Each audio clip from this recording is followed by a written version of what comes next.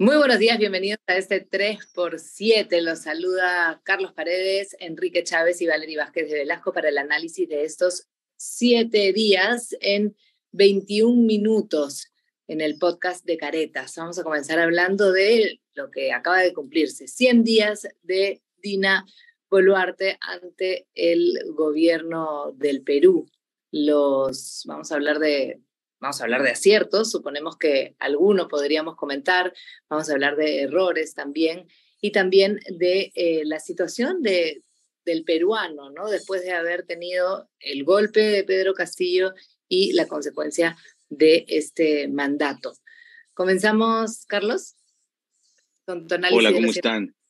Sí, siempre es tradición que después que un gobernante cumple los primeros 100 días se hace una suerte de balance primigenio.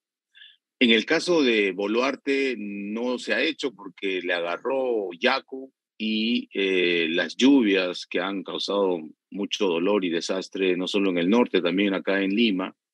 Yaku, las lluvias, Sí, Pedro. por supuesto. Yo diría que, a ver, si podemos hablar de errores del gobierno de Dina Boluarte, yo me centraría básicamente en el manejo de las protestas, que ha sido básicamente un manejo represivo, ¿no? Incluso ella con un discurso binario de buenos y malos, sin hacer lo que tienen que hacer todos los gobernantes, que es política, ¿no? Salir a conversar, dar la cara. Y creo que también faltó darle herramientas a nuestra policía especializada para que detecte primero a los vándalos, a los infiltrados, que sí estaban cometiendo delito, incluso empañando las protestas, que algunas han sido pacíficas, por lo menos en Lima, cuando se empezaba a marchar. Y esto ha traído un ambiente contaminado, de convulsión, y por supuesto los 48 muertos atribuidos a proyectiles de arma de fuego están causando todavía una pésima imagen en el exterior y hay reclamos a todo nivel para que esto se esclarezca. No se ha pagado el costo político de estas muertes y creo que ese es un peso muy grande en la mochila del gobierno de Dina Boluarte. El acierto para mí desde el punto de vista político, aunque parezca increíble, es que se alió pues con lo que antes era la oposición en el Congreso para sobrevivir políticamente, porque quedaba claro que sus antiguos aliados, es decir, la izquierda gobernante, la tildó de traidora desde el día cero de su mandato, ¿no? En fin, y un acierto también adicional, diría yo, haber recobrado la gestión pública destrozada por los 17 meses de Castillo. Ha puesto algunos ministros que sí conocen de su cartera y que tienen experiencia más o menos relativa en gestión pública. Claro, cualquier cosa comparando con los males de Castillo va a ser muchísimo mejor, ¿no? Claro, ahora la alianza está como acierto que comentas que sucede con el Congreso de la República, también lleva a pensar en las elecciones que nunca se darán, adelantadas, ¿no? Sí. Enrique. Sí, no, Perdón. mira, sobre las elecciones adelantadas que parecen ser un horizonte cada vez más lejano, recordar solamente que los 100 días, de alguna manera los institucionaliza Roosevelt, ¿no? En el año 33, pidiendo un periodo de gracia. Entonces, claro, reconozcamos que en ningún periodo de gracia ha vivido este gobierno que fue recibido con las protestas más extremas, ¿no? Que recordemos y que lamentablemente han dejado este saldo mortal que recuerda Carlos y que evidentemente es el gran hierro de este gobierno. Diría que el acierto es sobrevivir, ¿no? El acierto es sobrevivir hasta ahora. Vamos a ver si efectivamente con esta actitud del gobierno de sencillamente no adelantar elecciones es algo que finalmente vaya a ser sostenible, porque van a ir saliendo casos de corrupción asociados a este gobierno, ¿no? Se va a ir complicando seguramente figuras del entorno presidencial y claro, vas a ir entrando a un juego en el cual seguramente el Congreso, como ha pasado siempre antes, o mejor dicho, en los últimos años, el Congreso verá qué tan conveniente es también mantener esa alianza. Ya sabemos que si se va la señora, se va el Congreso. Entonces van a ir seguramente, recordemos que hay un periodo que me parece que es el último año, ¿no? Donde puedes vacar sin que el Congreso se vaya, entonces seguramente vas a ir llevando, ¿no? A este juego. más allá de los ministros que sí son presentables, hay algunos que son impresentables, por un lado, y por otro lado, esto asociado al gran error del gobierno, es que se muere de miedo la presidenta de ser procesada judicialmente. Y es un temor que comparte con el primer ministro, y eso ha tenido una consecuencia directa en, de alguna manera, la comunicación que ellos hacen sobre este tema. Según lo que entiendo, ellos no quieren entrar en la minucia de lo que fueron las operaciones militares, porque temen que eso pueda comprometerlos más, ¿verdad? En, digamos, en un tema de autoridad inmediata, en resumen, ¿ya? Y eso finalmente es un error, porque al final los sectores que vayan a querer ir detrás de ellos igual van a proponer eso. Entonces, me parece que no se ha armado una estrategia de comunicación que vaya un poco más a explicar. Evidentemente los errores están ahí, los muertos están ahí, pero lo que le corresponde a un gobierno es responder. Y el gobierno no ha respondido como debería, ¿no? Pero bueno, ahora Yaku claramente ha cambiado por el momento, ¿no? Por el momento el viraje de la agenda. Claro, la emergencia es ahora Yaku y es todo lo que está pasando en diferentes regiones y ya las protestas han pasado a un segundo plano, pero si bien Dina Boluarte llega al gobierno, no hay ni media tregua porque las protestas ya se estaban dando ese mismo día y luego está ocurriendo esto de Yaku. ¿Qué ocurre con la gente? Comentábamos un poco hacia dónde vira la gente cuando ve lo que ha sucedido con Pedro Castillo, lo que sucede con las protestas, que también es información para un futuro votante, no sabemos si en el 2024, 2026 o algún día nuevamente, pero hacia dónde comienzan a mirar las personas cuando buscan finalmente alguna autoridad que los represente, más allá de que ya no creemos en nada y que ya no creemos que nadie nos puede sacar de estas profundidades, ¿no? A las que vamos cada vez más a fondo. Sin duda, yo creo que Pedro Castillo fue un fraude, pero un fraude para sus electores, para los peruanos que confiaron en él, sobre todo en el sur y en las zonas rurales del país, que masivamente lo eligieron, pero que... Pero Pedro o la izquierda. ¿Perdón? No, pero Castillo ha sido un fracaso estrepitoso en cuanto a gestión pública, ¿no? Y no solo eso, sino empañado desde el día cero de corrupción. Las investigaciones que hace el Ministerio Público nos están demostrando que desde la segunda vuelta, su círculo más cercano de paisanos y familiares empezaron a buscar dinero de medianos y pequeños empresarios informales y también de economías ilegales que después se han cobrado a través de contratos y una serie de licitaciones en el aparato público, pero además se ha juntado esta suerte de colaboradores mercantilistas que han entrado, cada uno con su interés, y el profesor Castillo simplemente no ha gobernado, no se ha dedicado a solucionar los grandes problemas de la gente, solo se ha defendido de estas acusaciones gravísimas que los alcanzaban, y creo que hay una decepción general, transversal, además de la clase dirigente. Cuando hablamos de elecciones inmediatas, la pregunta que nos hacemos la gran mayoría de peruanos es, oye, ¿entre quiénes vamos a elegir, no? ¿Cuáles son las propuestas? Y no hay, realmente, ¿no? Algo así como que diríamos que la clase dirigente peruana es inepta congénitamente, ¿no? Y corrupta obscenamente.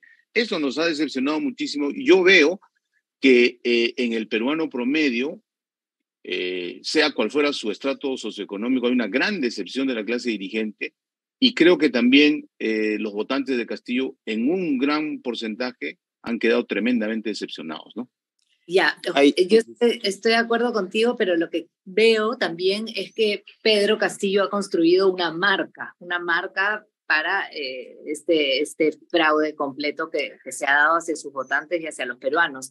Pero ¿esto se identifica con la izquierda al final o la izquierda sale un poco librada o todo lo contrario? Es decir, el votante, cuando ve el fracaso que ha sido Pedro Castillo y cuando ve también a Dina Boluarte frente a esta situación con protestas, muertes y mal manejo también de por medio, ¿viraría a la derecha?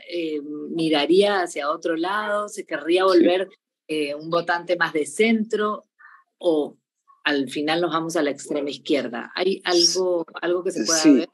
las encuestas nos van diciendo, ¿no? La lectura de las encuestas, porque claro, hay una línea que te dice el Perú va a votar entre radicales, ¿no? O sea, entre propuestas absolutamente radicales.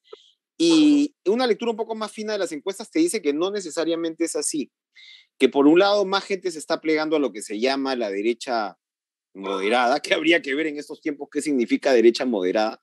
Tienes de todas maneras un porcentaje importante de centro, y lo que ha sido más bien muy golpeado como autopercepción es la izquierda moderada, y por añadidura la extrema izquierda, que siempre ambos son efectivamente extremos y de poca respuesta entre la gente. Entonces, yo creo que el mapa electoral se va a reconfigurar todavía. Aquí hay un clamor general por adelanto de elecciones, pero ojo, al mismo tiempo, las instituciones más respaldadas en medio de un mar de poco respaldo y de credibilidad son las Fuerzas Armadas y la policía. Ambas, en medio de esta situación tan dramática, con los muertos y demás, están casi repartidas entre 50 y 50. Quienes las respaldan y quién no, que no es el caso, ya sabemos, del Congreso, que ahorita va a llegar al 100% de desaprobación, ¿no? O al del Ejecutivo, que tiene un poquito más, pero igual se mueve en un rango de 20%, ¿no? De aprobación, que es bajísimo, similar a la aprobación que tuvo Castillo.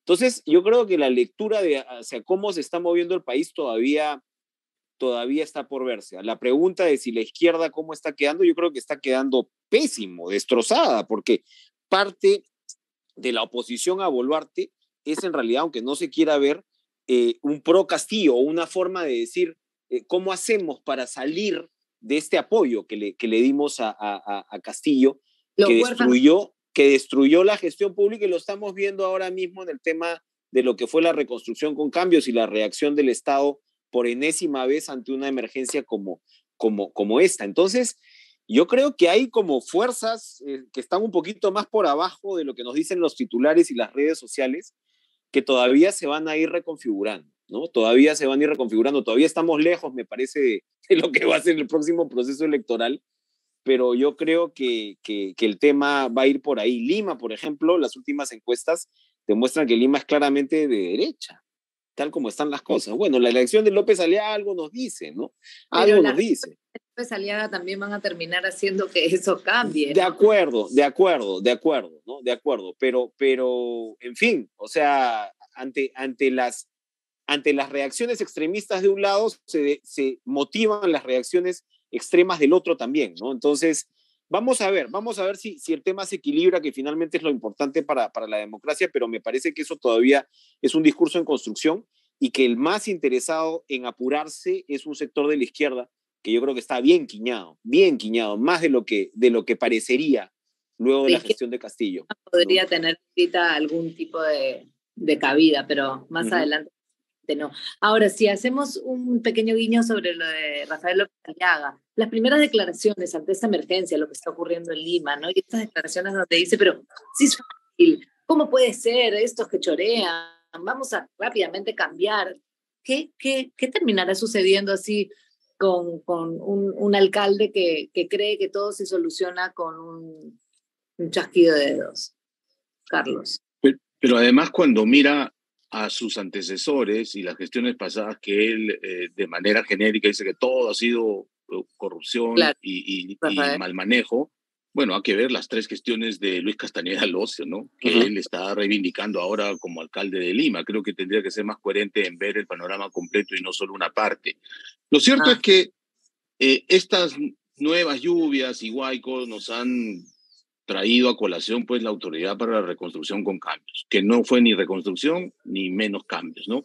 Y yo creo que nos muestra palmariamente cómo estamos desorganizados. Ha habido una displicencia realmente profunda en estos 6 años. Estamos viendo algunos datos. En 6 años ha habido 8 jefes de la Autoridad para Reconstrucción con Cambios, o sea, una media de menos de un año por cada uno. Ahí sí hubo cambios. Ahí sí ha habido muchos cambios y además muchos empleos también, ¿no? Porque estábamos viendo que empezaron con 100 trabajadores el 2017 y terminaron con 1.200, además de firmar este convenio G2G, o sea, de gobierno a gobierno con los británicos. se alquilaron un edificio muy confortable en el centro de Lima, con estacionamiento, aire acondicionado, mientras los peruanos en Piura todavía, 6 años después, algunos siguen viviendo en carpa, donde se les reacomodó el año 2017. Y no se ha hecho nada de lo que se supone eran trabajos estratégicos de canalizar los cauces de los ríos con concreto armado para que no vuelvan a desbordarse y que terminen en el mar, o trabajar en las defensas ribereñas, etcétera. Lo que se han hecho simplemente son obras pequeñas de colegios y cosas para la inauguración fácil. Se han gastado 21 mil millones de los 25 mil que ya tienen.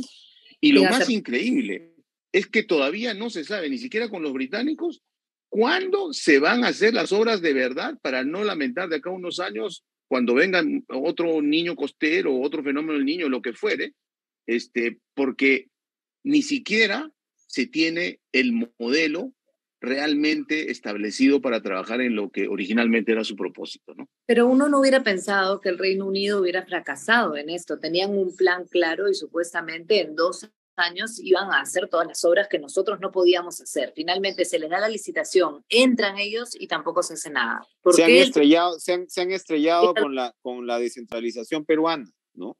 O sea, es una maraña, digamos, imposible de aterrizar. Efectivamente, el gobierno es muy oneroso. Además, habrá que ver todavía, y como dice Carlos, se han dedicado mucho al tema de colegios, pero según el informe de Contraloría, cuando hablas del control posterior entre el 17 y el 23, lo que ellos han visto, han analizado, de los 25 mil millones que se han gastado, son 1.303 millones de monto controlado, como muestra, ¿no?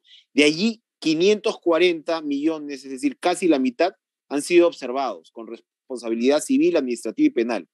Ellos encuentran en esta muestra 118 millones de perjuicio económico. Estás hablando de 280 observaciones, 666 recomendaciones, 249 auditorías de cumplimiento y control específico, donde has encontrado responsabilidad en 65 directivos del gobierno nacional, pero también 80 directivos del gobierno regional. Entonces, es decir, estamos hablando de una reingeniería absolutamente necesaria en el Estado, que a ver, ¿no? A ver si es que entramos realmente de fondo a lo que es parte de una reforma integral, ¿no? Mira, la Autoridad para la Reconstrucción con Cambio estaba tan perdida el año de la pandemia que Vizcarra le dijo a la señora Amalia Moreno que también se meta a comprar ventiladores, que como ellos tenían experiencia internacional, que compren. Bueno, en algo que no conocían, compraron ventiladores de una empresa china con representante en Miami, que han terminado malográndose en un almacén y que hoy es materia, como dice Enrique, de serias acusaciones civil, administrativa y penal de la Contraloría, ¿no? Los ingleses llegaron y ellos iban a ejecutar, pero los que hacían los diseños, es decir, el expediente técnico, seguían siendo los gobiernos regionales. Entonces los ingleses venían y decían, está mal hecho, a empezar de nuevo, pero ellos no tenían las prerrogativas de hacer ese trabajo. O sea, todo enrevesado, todo mal hecho.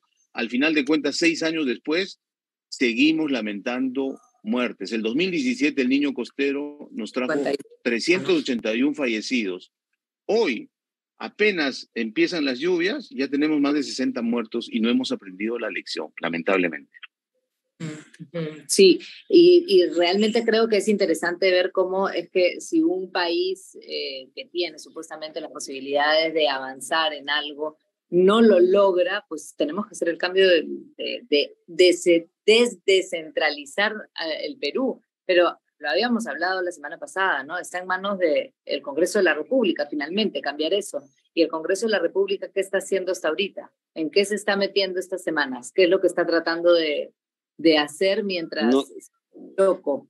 O sea, si se quieren quedar, no se ve ni siquiera un establecimiento de agenda país, ¿no? Ves nuevas comisiones, es decir, la falta de liderazgo finalmente en el Congreso, porque de eso se trata, creo yo, ¿no? Con la calidad de parlamentarios que tenemos, lamentablemente, quien podría pararse, ese grupo pequeñito que podría parar a de alguna manera articular una agenda nacional que le diga algo al país, no lo vemos hasta ahora. No lo vemos claramente, ¿no? Y eso va a traer, sin duda, una factura, y el Congreso no lo quiere ver. Sí, es el peor aliado en todo caso para Dina y sus 100 días, ¿no? Si finalmente no dan pie con bola. Y después está la defensa de Castillo también, ¿no? Y la situación de Toledo, nuestros expresidentes, uno muy defendido, ¿no? ¿Cómo es que Castillo consigue más de una decena de abogados en 100 días, para ser exacto? Esa es una buena pregunta, ¿no? Cuando estaba en Palacio de Gobierno tenía 3 o 4 abogados a tiempo completo que se supone lo pagaba él de su dinero, ¿no? Vamos a ver cómo hacía. Pero ahora hay una estrategia internacional encabezada por Eugenio Zaffaroni, que es este abogado abolicionista, ¿no? Que en su momento fue un tratadista respetable en el derecho penal sudamericano, por lo menos, llegó a ser juez de la Corte Internacional de Derechos Humanos, pero ahora para todo efecto práctico es un defensor a ultranza de la corrupción de izquierda, ¿no? Es el principal defensor jurídico de Cristina Fernández de Kirchner, por ejemplo, en Argentina, que ya ha sido sentenciada por un robo obsceno, probado, absolutamente escandaloso. Es tan abolicionista del derecho penal que en medios argentinos se le denuncia de que el segundo piso de su casa en Buenos Aires lo alquiló para unos tratantes de mujeres, para hacer una serie de prostíbulos clandestinos, pero obviamente en delito flagrante, pero él dice que no, que él alquila a quien sea y se hacen responsables sus inquilinos. Pero en fin, más allá de anécdotas, ha mandado a su pupilo, un abogado mucho más joven que él, ¿no? Guido Croxatto, que incluso ahora se ha ido como emisario directo de Castillo llevando cartas manuscritas, por ejemplo, al presidente Petro, y ahora pretende presentar acciones legales en el escenario internacional, concretamente ante la Comisión y ante la Corte Internacional de Derechos Humanos. Pero creo que yo lo veo más como fuego artificial porque la propia OEA ha condenado el golpe de Estado. Incluso la Comisión Interamericana, cuando vino aquí de visita, también condenó esta interrupción constitucional, porque no se trata de un discursito, como dicen ellos, que, en fin... Un hecho atípico, no fue un golpe, sino un hecho atípico, dice este muchacho. Para nuestra legislación ha sido un delito flagrante, igual a lo que hizo Fujimori el año 92, ¿no? Así de simple. Lo que nos queda claro es que Pedro Castillo no lo está pagando, que tiene una... Sí, claro. Casi y no sabemos quién paga el abogado de Toledo. Ya sé que nos tenemos que ir porque él hasta ahora asumió defensa pública, pero este último recurso que ha presentado ante Columbia en Washington es de un estudio de abogados que cuesta y bastante. Lo que Toledo por su parte está haciendo es comprando tiempo porque Estados Unidos ya no lo quiere ver, ni el Departamento de Estado, ni el propio Poder Judicial, por todos lados ha perdido, pero está comprando tiempo. Y claramente va a buscar hacer una colaboración eficaz, ¿no? Que es lo que está tratando de negociar. Todo indica. La información que yo tengo es que la fiscal de la Nación, la doctora Benavides, ha viajado a Estados Unidos, a California, ahí para conversar con Toledo, y de lo que se está hablando ya es de preparar eso que le llaman colaboración eficaz para poder contar todo lo que sabe de las tropelías que se hicieron en su gobierno. Y bueno, ojalá que se llegue a esclarecer exactamente todo, ¿no? ¿Se le podría dar a Toledo, que se ha ido durante tanto tiempo, ese beneficio y que no ha querido regresar a dar cuenta al país? Esa es una duda interesante. Hasta donde tengo entendido, ha cambiado la legislación de colaboración eficaz. Antes no se le permitía a los líderes o cabecillas de las organizaciones delictivas. Hoy sí, así que estaría habilitado. Va a depender de la información que él entregue, de la probanza, de la calidad de las pruebas que él entregue, para que negocie algún tipo de beneficio. Obviamente no va a salir libre, probablemente haya una reducción de pena, pero que va a ir a acompañar a Pedro Castillo y Alberto Fujimori a la DIROES, no tengan la menor duda. Y se puede ver pronto esa imagen en nuestro país. Una más para la colección y nosotros nos vamos para dejar este capítulo. 7 por 7 ya va a ser. 7 por 4. Bueno, no, pero es más 3 por 8, ¿no? Como decías el otro día. Pero bueno, quedan cortas, entonces así tenemos que hacer. Bueno, hasta la próxima vez. Se nos han quedado cortos también los comentarios sobre algunos temas, pero esperemos. Ok, nos vemos el próximo sábado. Buen fin de semana. Chao. Chao.